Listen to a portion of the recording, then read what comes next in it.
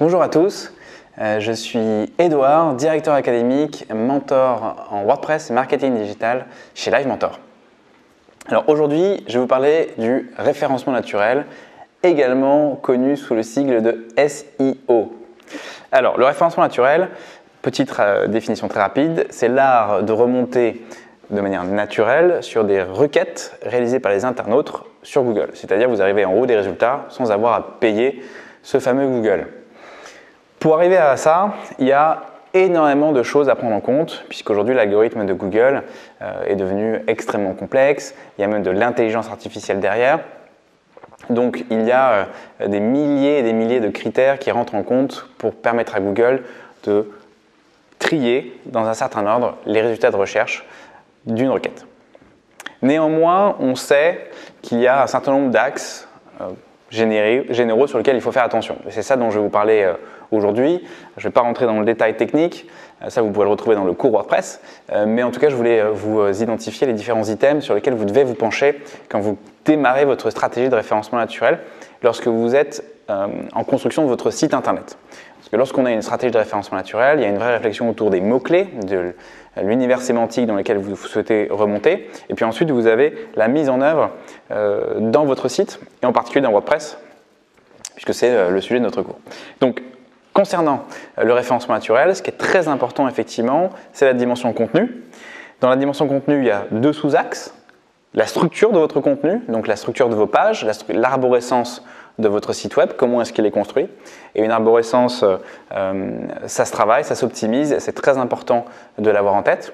Il y a une question de la structuration des pages, comment est-ce que chacune de vos pages contient votre contenu. Est-ce que vous avez bien mis des titres H1, H2, H3? Est-ce que le contenu de vos pages fait bien remonter les mots-clés les mots-clés sur lesquels vous souhaitez vous positionner par rapport à cette page?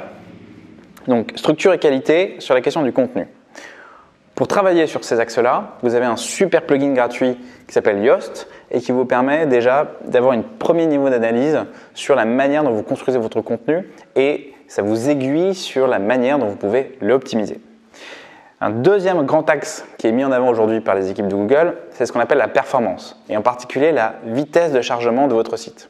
C'est important pour Google que les webmasters aujourd'hui fassent de vrais efforts pour que les sites se chargent rapidement et en particulier sur les téléphones mobiles.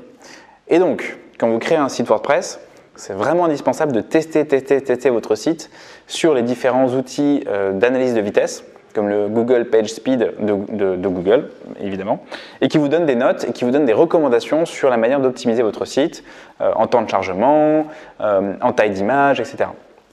Et pour ça, vous avez deux extensions qui sont très utiles, dont j'ai pu parler précédemment. Il y en a une qui s'appelle WP-Rocket, qui vous permet d'augmenter la vitesse de chargement de votre site, et Imagify, qui vous permet de réduire le poids des images.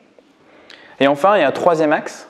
Alors évidemment, il y en a beaucoup d'autres, mais là, je vais vous parler de certains qui sont relativement structurants, qu'on appelle les backlinks ou liens retour. C'est pour Google, historiquement du moins, c'était intéressant pour Google de regarder combien de sites ont un lien qui pointe vers un autre site. C'est une façon pour Google d'identifier que ce site est pertinent. Parce que s'il y avait des liens sur différents sites web qui pointaient vers un site en particulier, ça voulait potentiellement dire que ce site est plus intéressant que d'autres. Problème, ça c'était dans les années 2000, le problème c'est qu'évidemment les référenceurs ont compris l'astuce et donc ils ont essayé d'instrumentaliser le système et donc aujourd'hui Google fait beaucoup plus attention sur la manière dont ces fameux backlinks sont construits. Il est interdit d'acheter des backlinks, les échanges de liens aujourd'hui sont parfois complètement inutiles. Il y avait des stratégies de référencement où on créait des backlinks dans tous les sens, un peu à la volée. Et aujourd'hui, ça, c'est le meilleur moyen de se faire blacklister complètement par Google. Donc, des backlinks, c'est utile, mais il faut le faire. Il faut que ce soit des éléments qui sont en fait naturels. C'est-à-dire qu'il faut que les gens parlent de votre site parce que son contenu est de qualité et pour rien d'autre.